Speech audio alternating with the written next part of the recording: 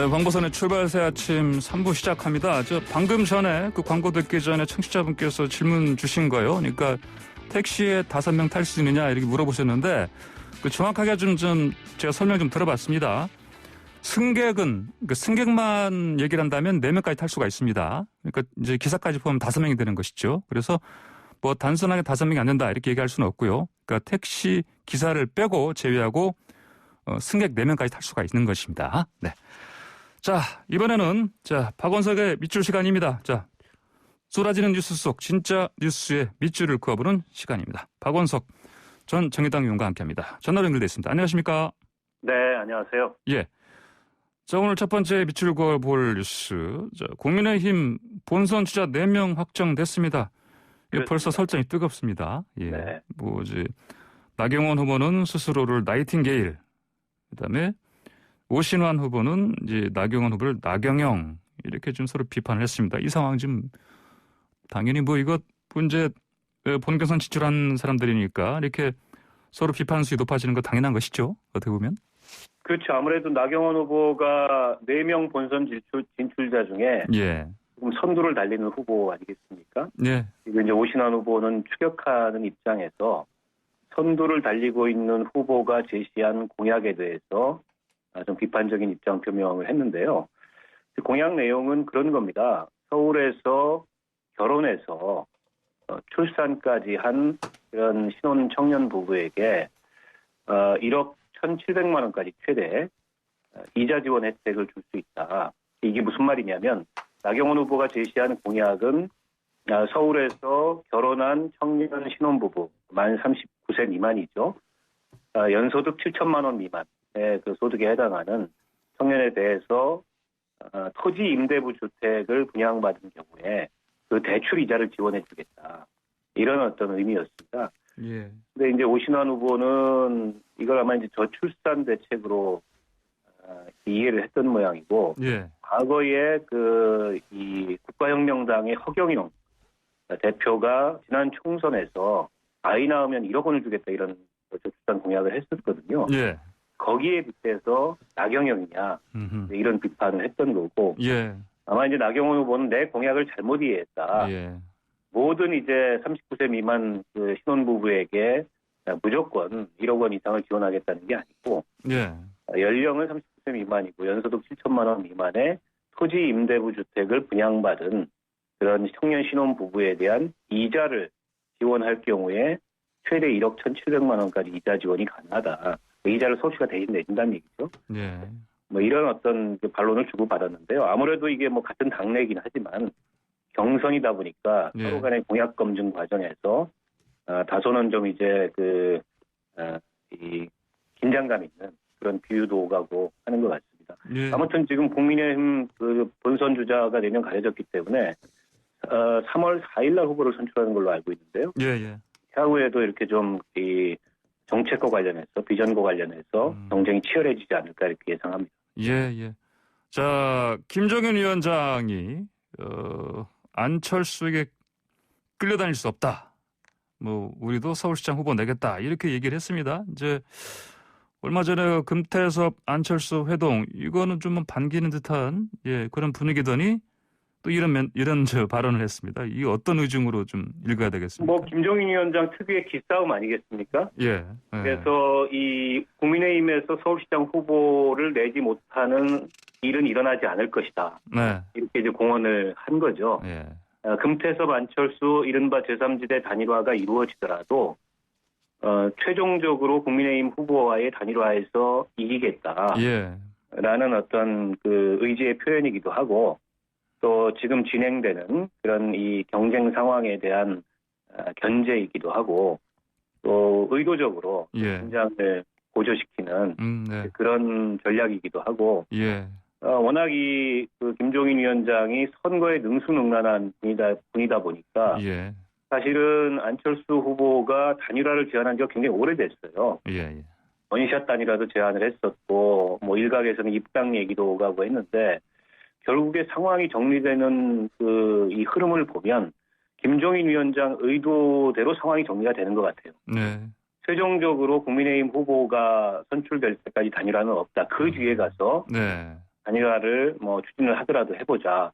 근데 이렇게 시간을 벌면 벌수록 큰 당 쪽의 이 구심력이라는 게 커지는 거 아니겠습니까? 네, 예. 이 당력의 차이가 워낙 크기 때문에 네네. 아마 애초부터 김종인 그 위원장은 이제 그런 점을 노렸던 것 같고 안철수 후보가 단일화를 좀 일찍이 추진하고 싶었으나 네. 현실적인 힘의 한계와 또 김종인 위원장의 어떤 완강한 그런 입장에 밀려서 제3지대 단일화로 일단은 후퇴했는데 아직은 선두를 달리고 있어요. 예. 야권 후보들 중에. 네네. 최근에 보면 유의미하게 그 관찰할 수 있는 대목이 여당 후보와 그 양강 구도로 경쟁했을 때 예. 안철수 후보의 경쟁력이 과거에 비해서 다소 떨어졌고 다자 구도에서도 줄곧 1위를 앞서다가 최근 여론조사 결과에서는 예. 박영선 그 민주당 후보한테 1위 자리를 내주는 그런 여론조사도 나타나고 있거든요. 예. 그런 점에서 봤을 때 안철수 후보로서는 다소 좀 마음이 급한 상황이 되지 않았나 싶습니다. 그렇군요. 김종인 위원장은 하여튼 이 단일화 얘기 나왔을 때부터 보면은 이제 안철수 후보가 마치 나중에 단일화가 되면 결론적으로는 자기가 될 것이다. 뭐 이런 네네. 어떤 맥락으로 얘기하는 걸 굉장히 싫어하는 것 같아요, 보니까. 그렇죠? 처음부터 그런 좀 많이 세우셨죠. 예. 그 안철수 후보가 첫 출마 일성이 야권 단일 후보로 출마하겠다라고 네. 했었는데 야권 단일화를 제안하는 것도 아니고 예. 본인으로의 단일화를 주장하는 거 아니냐. 예. 저런 건 있을 수 없다라고 강하게 견제를 했는데 예. 어떻게 보면 당시 구도에서는 워낙 안철수 후보가 야권 후보들 중에는 압도적으로 여론조사 응답이 나왔기 때문에 예. 국민의힘 입장에서 굉장히 곤혹스러운 처지였는데 김종인 위원장의 좀 노련한 대응에 상황이 좀 많이 바뀌고 있는 게 아닌가. 예. 객관적으로는 좀 그렇게 관찰을 할 수 있을 것 같습니다. 예. 자, 이런 상황은 이제 국민의힘 내부 4명의 이제 경선 본선 진출한 이 후보들은 좀 어쨌든 반길 만한 그런 상황 아니겠습니까? 그렇죠. 어떻게 예? 보면 예. 비대위원장이 이제 당대표신데 예. 당대표가 강하게 방어막을 치고 예. 안철수 후보에게 끌려다니지 않는 중심을 잡아주는 예. 그런 모습을 보이면서 상대적으로 국민의힘 경선이 좀 주목을 받았지 않습니까? 네. 애초에는 국민의힘 경선이 과연 저게 안철수 후보의 바람에 네. 제대로 진행이 되겠나 이런 이제 시선들이 있었는데 그런 시선은 좀 많이 바뀌게 된 게 아닌가 싶습니다. 예, 예. 민주당과 열린우리당도 우상호, 정봉주 후보가 이제 나서서 법여권 단일화, 통합론 지금 물꼬를 트고 있는데, 근데 이 민주당의 지도부 쪽은 좀 그렇게 뚜렷한 어떤 뭐랄까요, 어떤 판단을 지금 보이고 있지 않은 것 같아 보니까 신중한 상황이죠. 일단 우상호 후보는 앞서서 서울시장 출마를 선언했던 예. 열민주당의 김진애 후보하고도 단일화 합의를 했거든요. 예, 예. 그리고 이번에는 이제 정봉주 후보하고 단일화를 했는데 네. 이게 당 차원에서 단일화를 추진한다는 의미이기보다는 후보의 경선 전략으로 활용된다는 느낌이 없지 않아 있어요. 네. 내가 민주당의 서울시장 후보가 되면 열린민주당과 단일화와 통합을 추진하겠다 이런 의미인 거죠. 정확히 얘기하면. 예, 예. 일단 당 차원의 입장이 아니다 보니까는 당으로서는 신중할 수밖에 없는 거고 또 내막을 보면 상대적으로 열린민주당의 당원들이 강경 문 대통령 혹은 여권 지지자들 아니겠습니까? 예. 목소리가 굉장히 좀 선명하고 높은 분들인데 예. 이제 그런 열린민주당의 색깔이 현재의 서울시장 선거 상황에 들어왔을 때 외연 확장이라는 측면에서 과연 이게 유리하겠느냐 이런 고심도 민주당 지도부로서는 없지 않아 있는 것 같아요. 예. 어찌됐건 저거는 당과 당 차원의 단일화 협상이 아니기 때문에 아직은 저게 성사됐다 이렇게 네, 판단하는 거는 좀 네. 섣부른 것 같고 결국에는 이제 민주당 경선의 최종 후보가 누가 되느냐 박영선 후보가 되느냐 우상호 후보가 되느냐에 따라서 조금 달라질 수 있는 상황이고 단일화를 한다 하더라도 당과 당이 단일화를 하는 그런 협상이나 그런 과정은 경선 이후에 좀 새로 진행이 되지 않을까 싶습니다. 네. 자, 두 번째 밑줄 한번 그어보겠습니다. 병가 내고 해외로. 자, 이런 헤드라인 뽑은 신문 기사들이 많이 보이는데, 황희, 문화체육관광부 장관 후보자 얘기 아니겠습니까? 지난 20대 국회의원 시절에 병가 내고 가족여행 다녀왔다 스페인에 뭐 비서진이 뭐 사유를 착각해서 뭐 기입했다 이런 얘기 들리는데 이 해명 어떻게 들으셨습니까? 글쎄요, 그 해명은 다소는 좀 뭐랄까요, 좀 공색하다 이런 생각이 들고요. 예. 보통 이제 국회의원들이 공무상으로 혹은 사적으로 외유를 하더라도 회기 중에는 잘 하지 않습니다. 네. 근데 이제 이번 사안이 문제가 되는 이유는 당시에 국회 회기 중이었고 또 굉장히 중요한 추가 경정 예산안을 처리해야 하는 본회의가 열리던 시점에 병가를 내고 가족여행을 다녀왔다는 거 아니겠어요? 예. 근데 때문에 비판을 받는 거죠. 회기가 없고 하는 시기에 뭐 가족여행을 다녀왔다면 그럴 수도 있겠다 예. 싶겠지만 그래서 이건 단지 사유의 문제가 아니고 사유를 병가로 냈느냐 아니면 뭐 그냥 휴가로 냈느냐 여행으로 냈느냐 이런 차원의 문제가 아니라 예.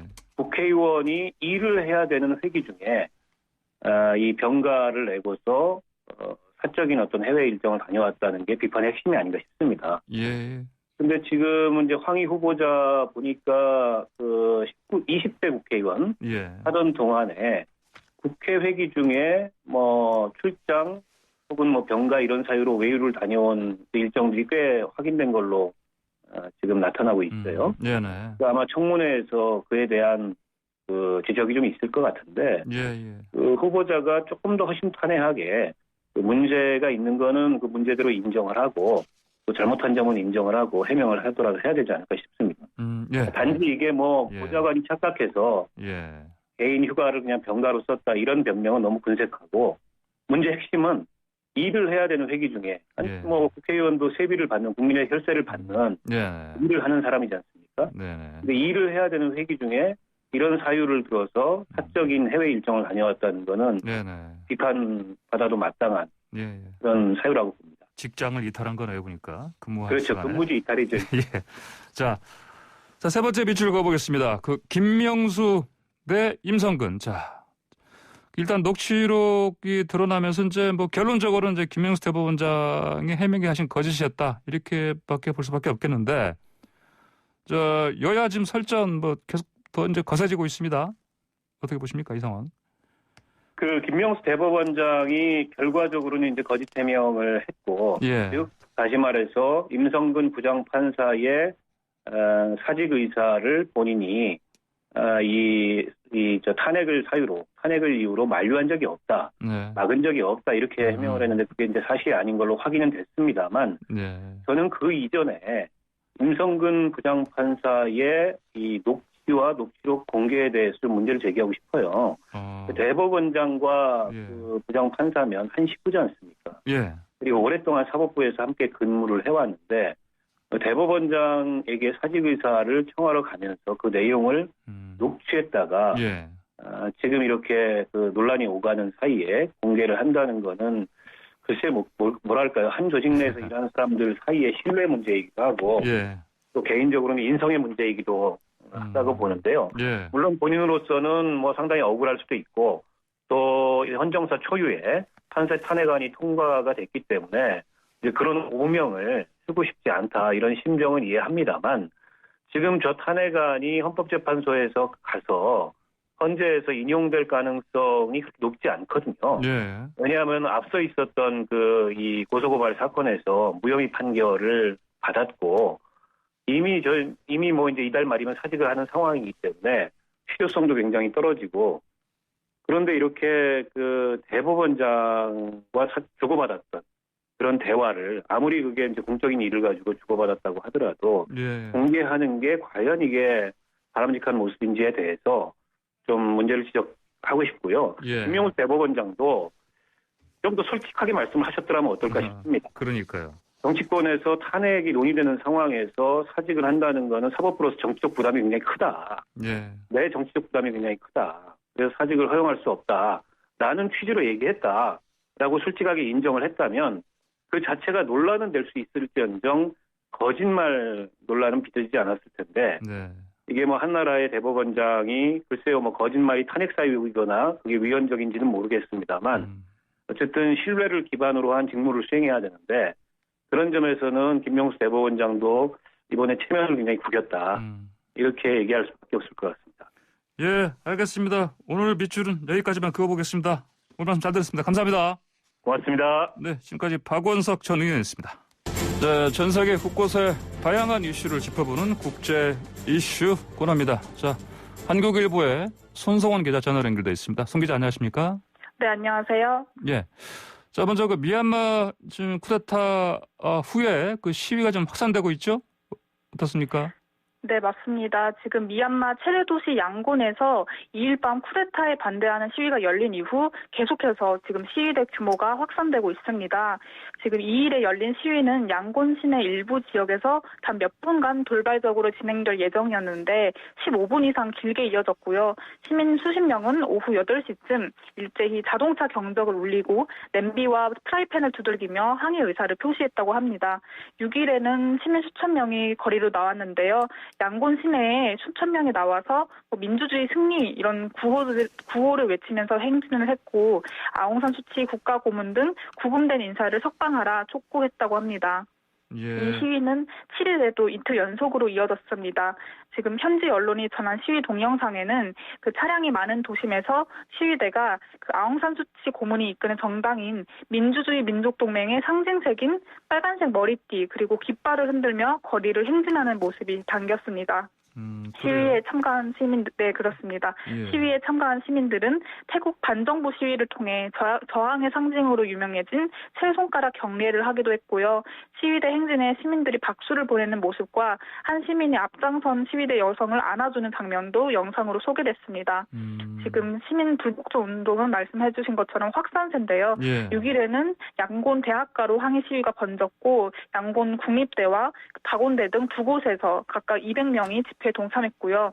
7일에는 양곤에서 10만 명의 시민들이 거리로 나와서 쿠데타 반대 시위를 벌였습니다. 전날 시위 규모의 그 10,000명 정도에 견져보면 예. 하루 만에 급격히 증가한 것이죠. 예. 2007년 사프란 혁명 이후 최대 규모의 결의 시위입니다. 자, 지금 말씀하신 것처럼, 그 시위 막는 현장 경찰들한테는 그 시위대에서 일단 장미도, 꽃도 주고 물도 주고 그런다고 하는데, 근데 이제 지금 이렇게 시위가 이제, 규모가 커지면 군부가 가만히 있지 않을 것이다. 이런 얘기가 나옵니다. 군부는 네. 총을 쏠 것인데, 잘못하면. 네네. 그래서 지금 미얀마 군부는 이 같은 시위 확산 저지를 위해서 SNS 차단에 일단 먼저 나섰습니다. 지난 3일 페이스북에 이어서 6일에는 트위터와 인스타그램까지 모든 SNS를 금지시켰습니다.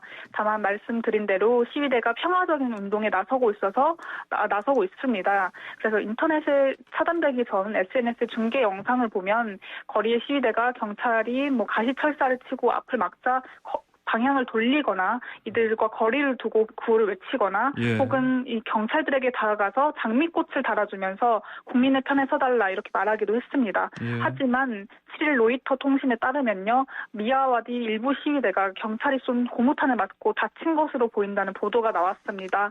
또 다만 부상자 인원은 확인되지 않았고요. BBC에 따르면 또 몰라민에서 총성이 들렸지만 다친 사람은 없다고 전해졌습니다. 과거에 많이 유혈 진압 때문에 많은 사람들이 숨졌지 않습니까?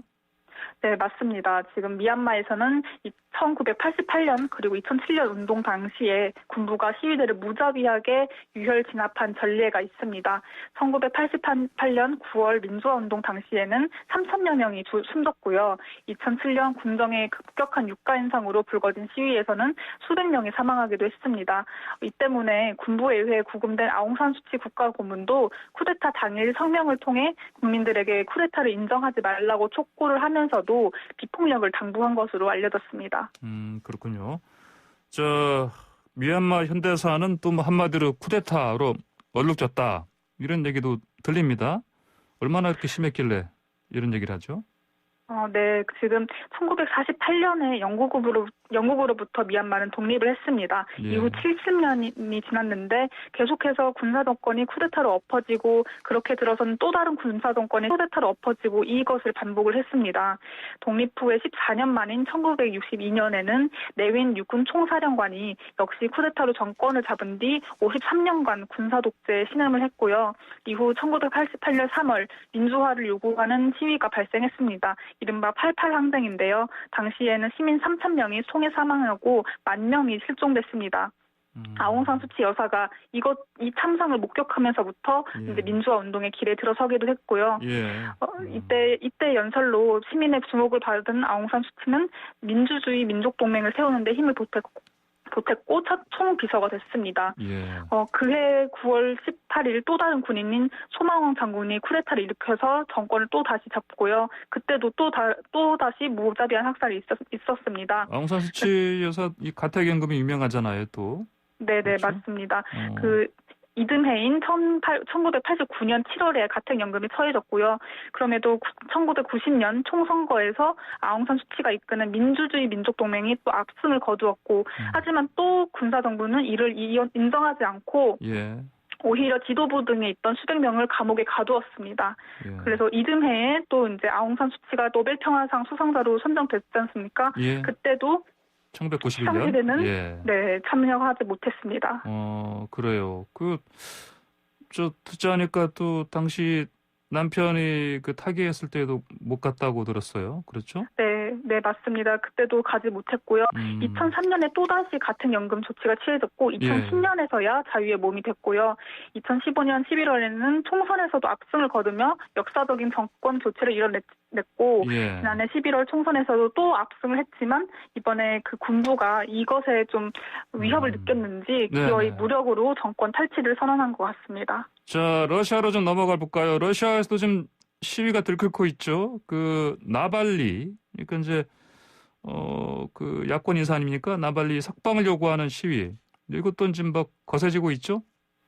네, 맞습니다. 지난 2일이죠. 모스크바 법원이 블라디미르 푸틴 러시아 대통령의 정적인 야권 지도자 알렉세이 나발리에 대한 집행유예를 실형으로 전환하라 이렇게 판결했습니다. 집행유예를 실형으로 전환하라. 그러면 이제 지금은 자유로운 상황인데 가두라는 얘기네요?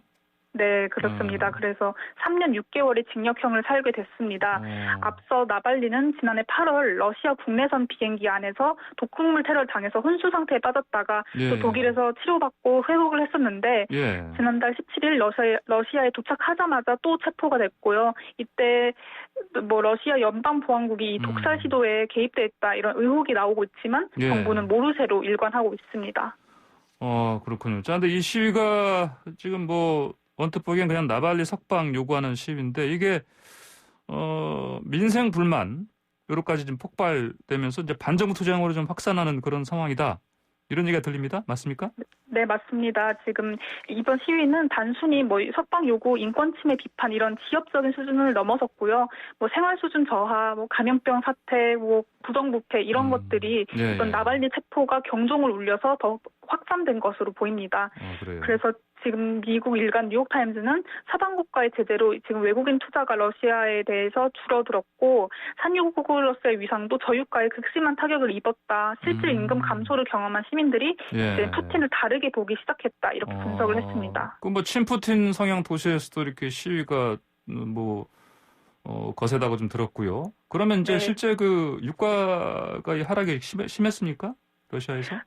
네, 그렇습니다. 지난해 러시아 경제는 유가 급락으로 5.5% 역성장이 예상됐었고요.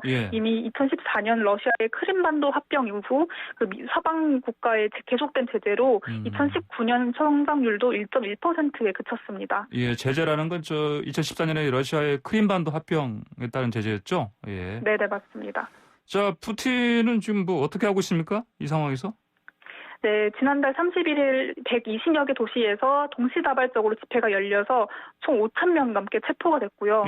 이 일에도 나발리 공판을 앞두고 대규모 시위가 예고되자 지금 나발리 지지자 750명이 구금된 상태입니다. 또 이 탄압을 서방 국가들이 비난하자 보복을 하기 시작했는데요. 스웨덴, 폴란드, 독일 이런 불특정 다수의 외교관들을 페르소나 농그라타 외교적 기피 인물로 지정했다고 밝혔습니다. 그래요? 그러면은 이런 외교관들 추방한다는 거 아닙니까, 그러면? 네, 맞습니다. 그래요. 알겠습니다. 자, 오늘 얘기 여기까지 듣겠습니다. 감사합니다. 네, 감사합니다. 네, 지금까지 한국일보의 손성훈 기자였습니다. 네, 황보선의 출발사 아침 3부 마칩니다. 잠시 뒤 4부로 돌아오겠습니다. 황보선의 출발사 아침 4부 시작합니다. 헌정사상 초유의 법관 탄핵안 가결. 자, 이게 대법원장의 거짓말 논란. 과 거취 문제로까지 번지고 있습니다. 사상 초유의 판사 간 공방의 주요 쟁점을 법리적으로 풀어보고 자 어제 있었던 검사장급 인사도 좀 간략히 짚어보도록 하겠습니다. 구자룡 변호사 안녕하십니까? 네, 안녕하세요. 구자룡 변호사입니다. 예, 자 김명수 대법원장과 임성근 부장판사 간의 이게 다툼 아닙니까? 이거 어떤 내용입니까? 좀 정리해 볼까요? 예, 임 부장판사가 신장암 수술 등으로 건강이 악화되어 지난해 4월 사표를 제출하고 김 대법원장과 면담을 진행한 것이 이 사건의 시작입니다. 예. 그때 김 대법원장은 지금 탄핵하자고 저렇게 설치고 있는데 내가 사표 수리하면 국회에서 무슨 얘기를 듣겠냐. 오늘 그냥 수리해버리면 탄핵 얘기를 못하잖아. 이렇게 말하면서 사표를 반려했다는 것입니다. 예. 이런 내용이 언론에 보도되자 대법원이 곧바로 그런 대화가 오고 간 적이 없다. 이렇게 해명을 내놓았고 그러자 임 부장판사가 면담 당시 녹취록을 공개하면서 김명수 대법원장 해명이 거짓으로 드러났습니다. 그래서 김명수 대법원장으로서는 거짓말 논란을 피할 수 없게 되었고 그 내용이 사법부 독립을 지켜야 하는 사법부 수장이 외풍이 불기도 전에 먼저 고개를 숙였다. 그리고 그런 것을 고려해서 사법행정을 이끌었다. 이런 내용은 사법부 수장으로서는 굉장히 치명적일 수밖에 없는 얘기라서 예. 논란이 가중되고 있습니다. 뭐 그래서 이제 녹취록 공개되니까 곧바로 또 그 대법원장이 사과는 했지 않습니까? 예, 맞습니다. 대법원 차원에서 입장을 냈고요. 대법원은 약 9개월 전에 불분명한 기억에 의존했던 것이라 다르게 답변한 것에 대해서 송구하다는 뜻을 밝힌다. 이렇게 입장을 밝혔고 김 대법원장도 퇴근길에 기자들에게 기억이 희미했고 두 사람 사이에 적지 않은 대화를 나눠서 제대로 기억을 못했다. 이렇게 해명을 했습니다. 예, 그렇군요. 자, 직권남용 그 논란까지 지금 나옵니다. 이제 법적으로 따져보면은 당시 그 사표 수리가 가능하긴 했습니까? 예, 가능했습니다. 당시 법원 내부 징계 절차가 견책으로 마무리가 된 상황이어가지고 징계 절차 중에 사표 수리 못한다. 이 제한도 이제 적용이 안 되는 상황이었고 예. 그리고 형사 판결도 그때 1심에서 무죄가 선고된 상황이었습니다. 예. 그러면 이제 사직서를 법적으로 수리를 못할 그런 이제 제재 규정이나 이런 건 없었고요. 예.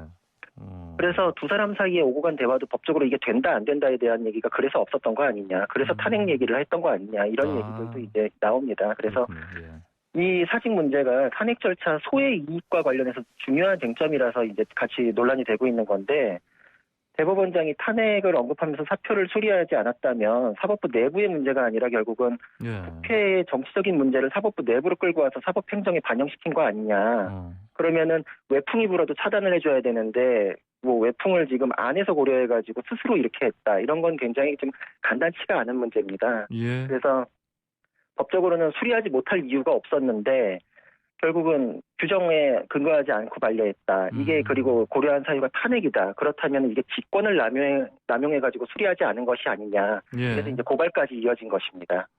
자, 이 고발 얘기하셨는데 뭐 이 김명수 대법원장에 대한 그 고발 어떤 내용입니까? 김명수 대법원장 해명이 거짓으로 밝혀지면서 시민단체 고발이 이제 계속되고 있는데요. 예. 임성근 부장판사가 진실을 말한 건데 결과적으로 그럼 김 대법원장 해명 때문에 임 부장판사가 거짓말한 것처럼 몰렸었으니까 이게 허위사실 유포에 의한 명예훼손이고 탄핵을 이유로 사표를 수리하지 않은 것은 사표 수리권자로서 직권을 남용한 것이다. 그래서 명예훼손, 직권남용 이런 이제 취지로 대검의 고발장이 접수가 됐고요. 예. 그리고 정당한 이유 없이 사표 반려한 것은 인권 침해다. 이런 이유로 이제 인권위에 진정서도 접수된 걸로 지금 보도가 되고 있습니다. 자, 이게 지금 보니까 판사들도 지금 뭐 김명수 대법원장 사퇴를 뭐 요구한다. 뭐 그런 얘기가 들려 보니까 그 특히 임성근 부장판사 그 사법연수원 동기들도 성명을 냈죠. 예, 맞습니다. 전반적으로 법조계는 다들 좀 충격을 굉장히 많이 받은 상태고요. 예. 처음에 이런 보도가 나왔을 때는 대법원장이 설마 그럴 리가 있겠냐 이런 반응이 많았고 그래서 대법원이 즉각적으로 해명했을 때 이제 뭐 여기서 이제 끝날 문제겠거니 이랬는데 녹취록 공개돼서 결과적으로 이제 대법원장이 거짓말을 한 걸로 이제 이렇게 지금 정리되고 있기 때문에 굉장히 큰 충격을 받아서 임성근 부장판사의 사법연수원 17기 동기들은 김명수 대법원장부터 탄핵해라 이렇게 성명서를 발표했고요. 그리고 법원 내부에서도 참담하다는 반응이 지금 줄을 잇고 있습니다. 판사들도 익명 게시판이 있는데 판사가 극단적인 상황에서 면담 청해가지고 사표 내면서 한 얘기인데 이게 기억을 못할 리가 있냐. 증거 들이대야지 실토하냐. 대법원장이 전 국민 상대로 거짓말하다 걸렸는데 그러면은 우린 뭐가 되냐, 재판 어떻게 하냐, 무너진 신뢰 회복하려면 100년은 걸릴 것 같다. 이런 이제 좀 격앙된 반응들이 줄을 이었습니다. 예. 그러니까요.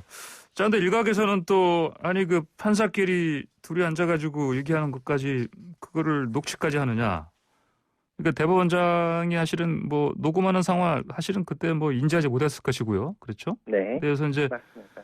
이 행위 자체도 잘못이다. 뭐 또 이런 얘기도 있고. 그 어떻습니까? 녹취 자체의 어떤 법적인 뭐 가치랄까요? 평가랄까요? 어떻게 할 수 있겠습니까? 이게 불법은 아니죠, 이게 근데?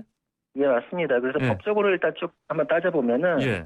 형사적으로는 통신비밀보호법이 공개되지 않은 타인 간의 대화를 녹음 또는 청취하지 못한다 이렇게 규정하고 있기 때문에 예. 조항 자체가 타인 간의 대화를 대상으로 하고 있지 대화 예. 당사자 사이의 녹음은 금지하지 않습니다. 예. 그래서 형사적으로 불법이 아니고요.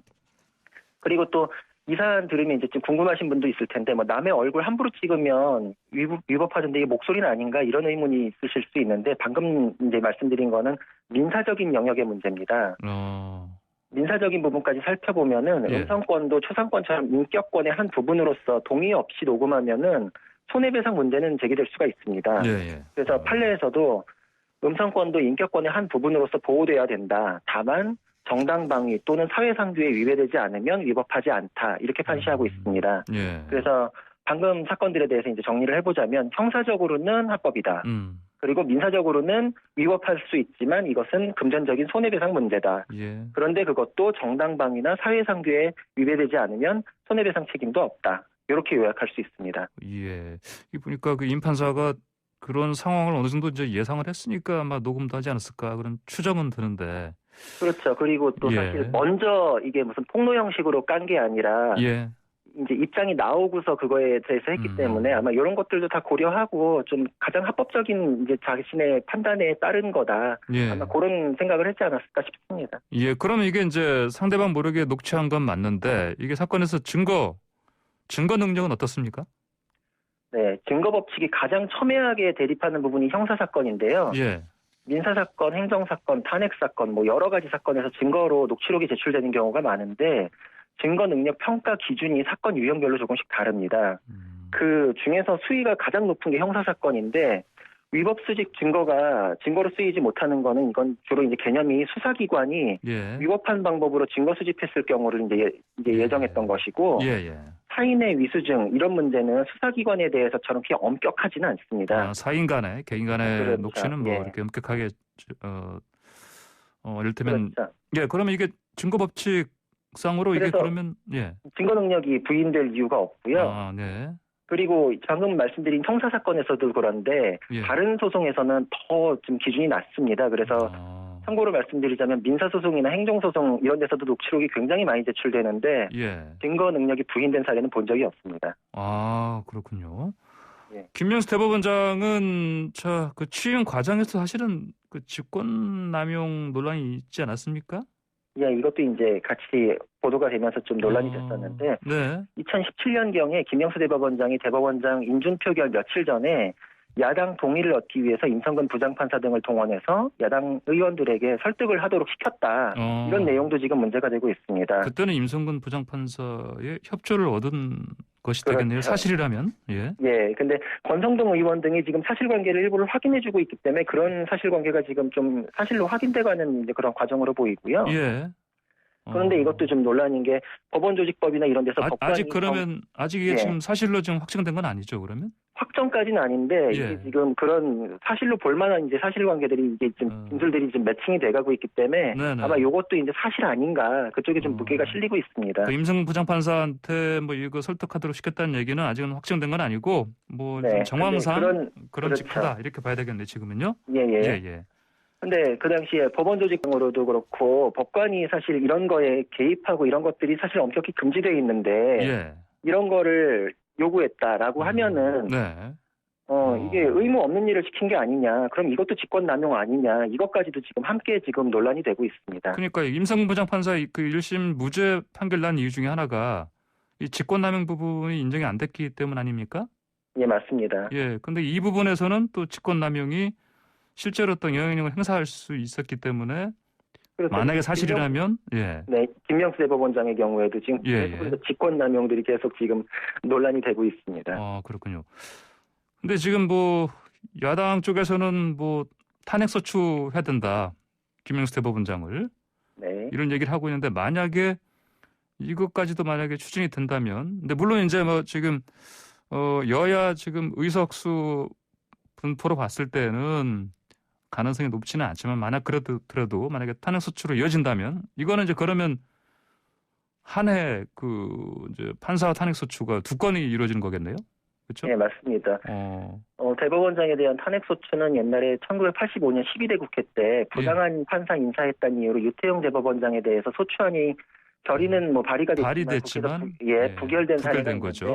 만약에 지금 이게 추진이 되면은 이제 두 번째 대법원장에 대해서 두 번째 사례가 되고 또 얼마 전에 사상 초유의 헌재 이제 탄핵소추 가결이 된 거기 때문에 계속 이제 초유의 사태들이 계속 이어지는 그런 상황이 됩니다. 예, 초유의 사태가 그냥 한 해에 다 일어나네요. 잘못하면. 네.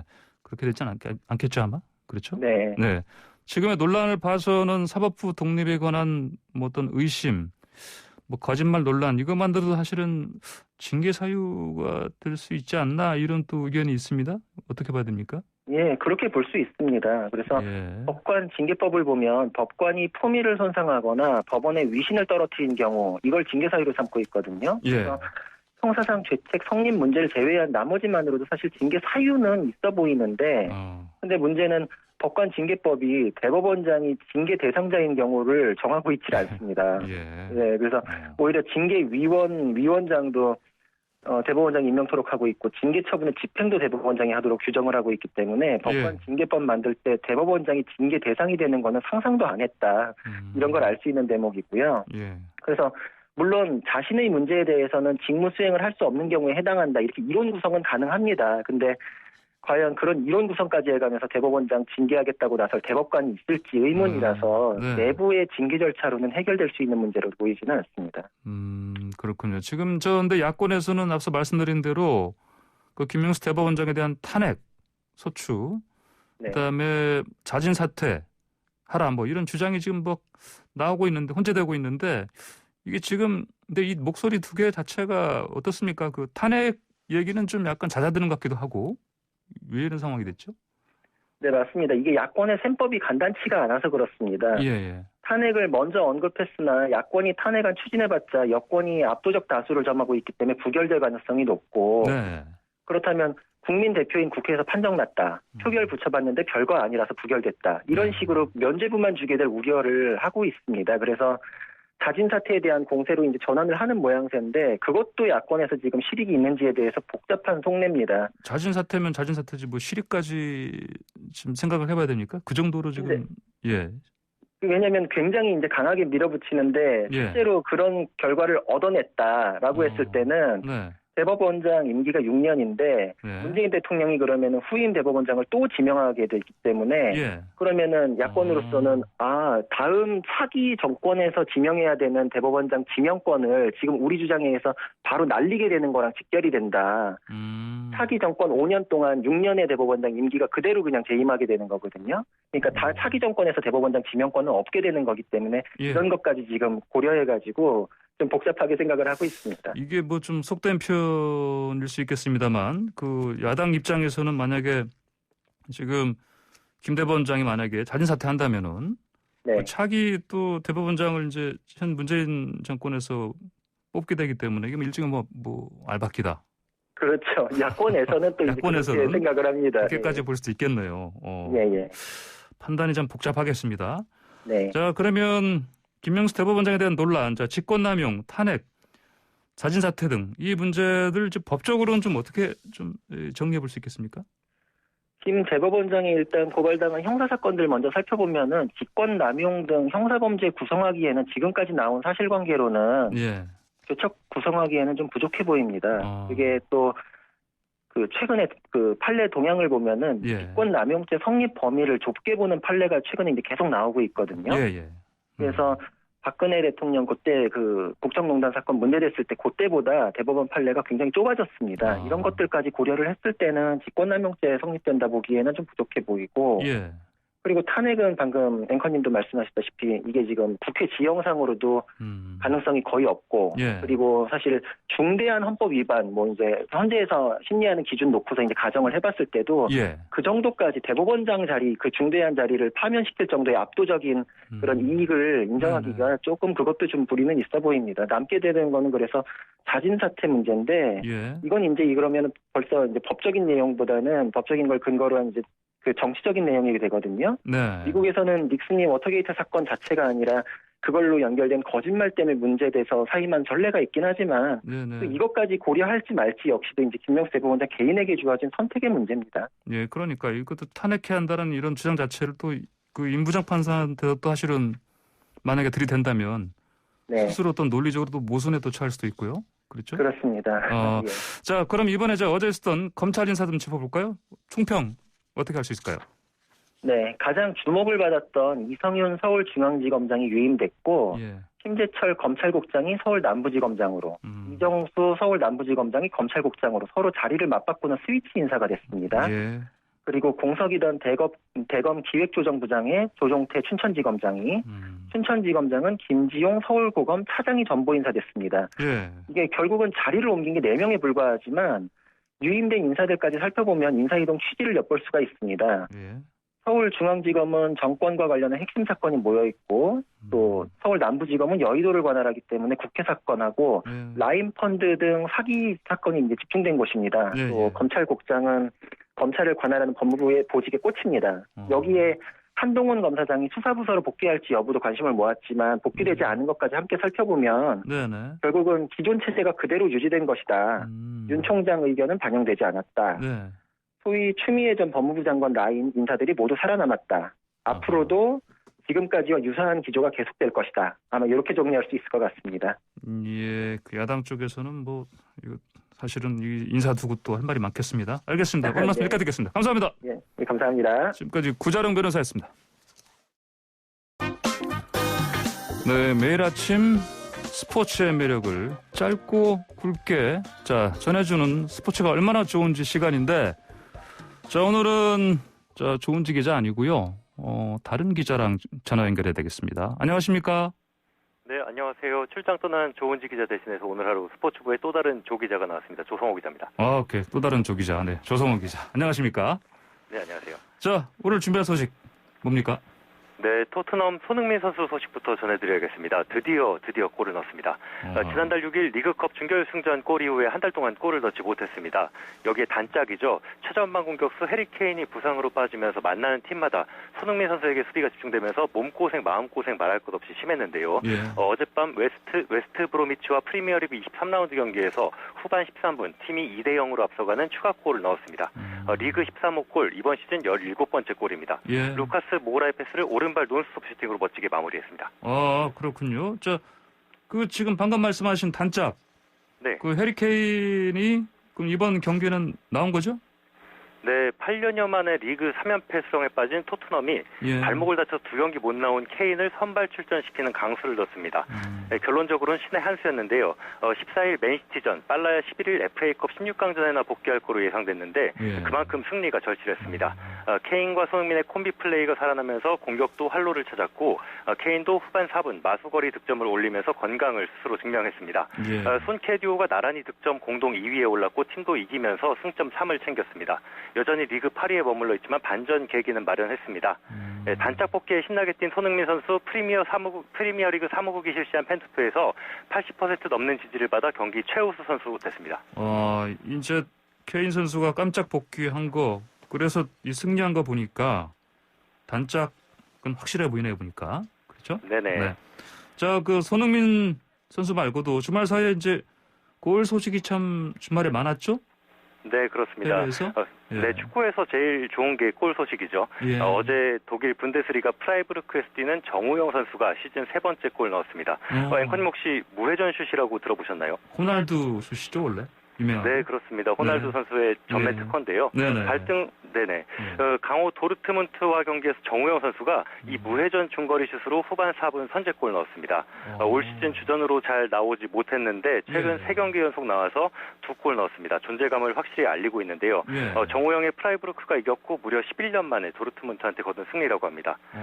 그리고 독일에서 뛰는 올해 31살인 지동원 선수라고 있습니다. 그런데 이 선수가 무려 23개월 만에 골 넣었어요. 아, 그래? 지금 23개월 만에요? 네, 1년 11개월 만이죠. 예. 예, 지금은 카타르에 뛰고 있는 거의 네네. 23개월이면 1년 11개월 만이 아니라 2년 만이라고 해야 되겠는데 이거 거의? 네, 그렇죠? 그렇습니다. 2년 더 예. 가깝죠. 예. 지금 카타르에서 뛰는 구자철 선수는 다들 아실 텐데요. 그럼요. 이 선수랑 한때 같이 분데스리가 팀에 뛰면서 지구 라인으로 불렸던 선수입니다. 네네. 이 선수가 일부 팀에서 뛰다가 출전 기회가 워낙 적어서 2부 리그 브라운 슈바이크란 팀으로 임대 이적을 했습니다. 예. 출전 첫 경기에서 도움 기록하더니 두 번째 경기에선 득점을 올렸습니다. 멋진 부활 기대해 봅니다. 아, 진짜 지동원 선수 잘못하면 좀 잊힐 뻔했는데 그래도 23개월 만에 골을 넣어서 네. 다행입니다. 원래 이 지동원 선수도 이제 프리미어리그에서 뛰었지 않습니까? 이전에. 그렇죠? 네, 분데스리가에서는 구자철 선수랑 같이 뛴 걸로 유명하고요. 그렇죠. 예, 지구라인. 자, 또 어떤 소식도 준비되어 있습니까? 네, 골프 소식 가져왔습니다. 골프 조금 소식. 전 나온 아주 따끈한 결과인데요. 아, 그래요? 네, 최경주나 임성재, 김시우, 이현 선수 이름들은 익숙하실 텐데 예. 이경훈 선수는 처음 들어보시는 분들 많을 겁니다. 이경훈 선수요? 네, 아직 미국 무대 우승 경험이 없는 선수입니다. 네. 최고 성적은 지금까지는 2년 전에 취리 클래식 공동 3위였습니다. 이번 시즌에는 톱10에 오른 적도 없고요. 19위가 최고 성적이었습니다. 그래요? 네, 지난 5일부터 열린 피닉스 오픈 대회에서 셋째 날까지 매일 5타씩 줄이면서 15언더파, 선두의 세 타 지진 공동 3위로 마지막 날 경기 나섰습니다. 아, 그래요? 자, 마지막 날 경기 공동 3위. 그러면 우승 할 수 있는 겁니까? 아, 이미 경기는 마쳤고요. 아, 그래요? 우승을 했다면 좀 더 일찍 소개해드렸을 텐데 그렇겠죠? 네, 안타깝게도 공동 2위로 경기 마쳤습니다. 공동 2위로요? 네, 그것도 우승을 대단한 거 한 아니에요? 타 차이로 놓쳤습니다. 그래요. 네, 마지막 라운드 3타 줄였는데 이글을 포함해 하루에만 6타 줄인 미국의 브룩스 캡카에게 우승을 내줬습니다. 네, 그래도 마지막 날 치열한 선두 경쟁에서 압박을 이겨내고 순위를 끌어올렸고 예. 공동 2위는 미국 무대에서 이경훈 선수 개인 최고 성적입니다. 앞으로가 더 기대됩니다. 예, 그렇 참 반가운 소식이었습니다. 자, 그 조 기자. 네네. 네, 그 조은지 기자가 그러면 내일은 돌아옵니까? 네, 내일은 돌아올 걸로 알고 있습니다. 아, 그래요? 알겠습니다. 자, 오늘 반가웠습니다. 오늘 말씀 잘 들었습니다. 감사합니다. 네, 감사합니다. 네, 지금까지 YTN 스포츠부 조성호 기자였습니다. 네, 황보선의 출발새 아침 오늘 순서 여기서 마치겠습니다. 지금까지 황보선이었습니다. 감사합니다.